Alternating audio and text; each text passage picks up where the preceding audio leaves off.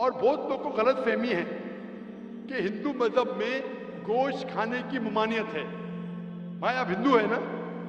आपके नाम से लगता है आप हिंदू है। हिंदू है ना सर? जी हिंदू ही है। आप हिंदू है ना? हाँ। हाँ बिल्कुल सही, आपके नाम से लग रहा है आनंद आपका नाम है, आप हिंदू है। आपको गलत फहमी होंगी कि हिंदू मजहब में गोश्त खाना हराम है।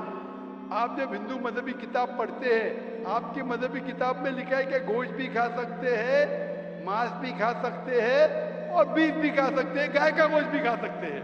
आप जब पढ़ेंगे मनुस्मृति चैप्टर नंबर 5 अध्याय नंबर 5 श्लोका नंबर 30 में लिखा है कि अगर खाने वाले जानवर, अगर खाने वाले मखलूक उस चीज को खाती है जो खाने वाले जानवर है, तो आप कोई गुनाह नहीं कर रहे, क्योंकि ईश्वर ने कुछ मखलूक को बनाया है खाने के लिए और कुछ मखलूक को खा जाने के लिए। Some to eat and some to be eaten. तो अगर आप खाने वाले जानवर खाते हैं तो गुनाह नहीं कर रहे। लिखा है मनुस्मृति में अध्याय नंबर 5 श्लोका नंबर 31 में कि अगर आप पूजा के लिए जानवर को कत्ल करते हैं तो कोई गुनाह नहीं करते। लिखा है मनुस्मृति में अध्याय नंबर 5 श्लोका नंबर 39 और 40 में कि ईश्वर ने कुछ जानवर को बनाया है पूजा के लिए, सैक्रिफाइस के लिए। तो killing in sacrifice is not killing. तो कत्ल करना पूजा में कत्ल नहीं है। तो मनुस्मृति के मुताबिक आप गोश्त खा सकते हैं। फिर आप जब मुताला करेंगे महाभारत का, महाभारत में अनुशासन पर्व में अध्याय नंबर 88 में युधिष्ठिर, पांडव के 5 भाई थे, आपने युधिष्ठिर का नाम तो सुना होगा। युधिष्ठिर जो पांडव के 5 भाई थे, युधिष्ठिर पांडव में सबसे बड़ा भाई था। वो पूछता है भीष्म से कि हम यज्ञ में, पूजा में क्या खाना दें ताकि हमारे परदादा खुश होंगे। तो भीष्म कहता है अगर हम यज्ञ में, पूजा में चावल, बार्ली, सेब, भाजीपाला देंगे तो हमारे परदादा 1 महीने के लिए संतुष्ट रहेंगे। अगर हम मछली देंगे तो 2 महीने के लिए, अगर गोश्त देंगे 3 महीने के लिए, अगर खरगोश देंगे तो 4 महीने के लिए, अगर बकरी देंगे तो 5 महीने के लिए, अगर सुअर देंगे तो 6 महीने के लिए, अगर परिंदा देंगे तो 7 महीने के लिए, अगर हिरन देंगे तो 8 महीने के लिए, अगर बैल देंगे तो 11 महीने के लिए, अगर गाय देंगे तो पूरे 1 साल के लिए हमारे परदादा संतुष्ट रहेंगे। 1 साल। क्या दूध की बात कर रहे हैं सर? आप बफेलो देंगे, बफेलो तो 12 साल के लिए, अगर राइनोसरस देंगे या रेड मीट, लाल गोश्त, तो हमारे परदादा हमेशा के लिए संतुष्ट रहेंगे। पूरा मेन्यू है महाभारत में, हिंदू किताब में पूरा मेन्यू है। क्या चाहते हैं? भाजीपाला, मछली, गोश्त, खरगोश, हिरन, बीफ, बड़े का छोटे का सब है।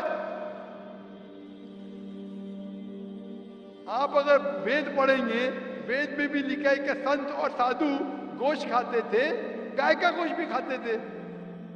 फिर आप क्यों कहते हैं कि गोश्त खाना हराम है? क्योंकि बहुत से हिंदू लोग बाकी मज़ाहिब से प्रसन्न हुए।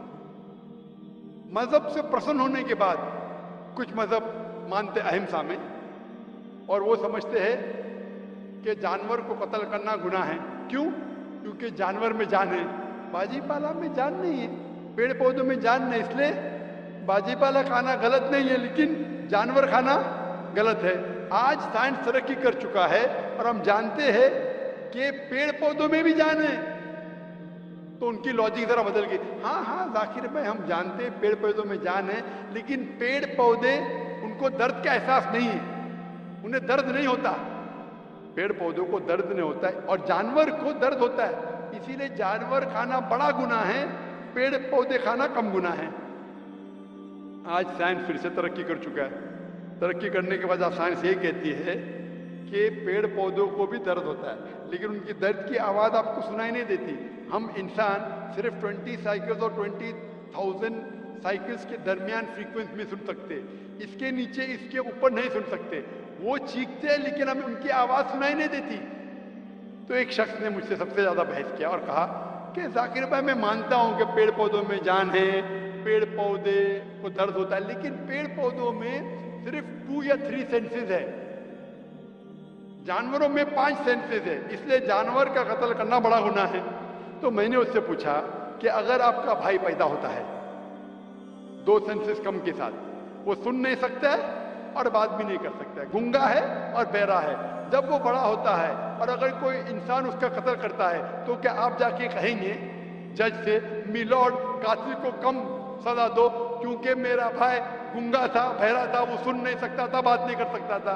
आप तो कहेंगे कातिल को डबल पनिशमेंट दो, मेरा भाई तो मासूम था, ना सुन सकता था ना बात कर सकता था।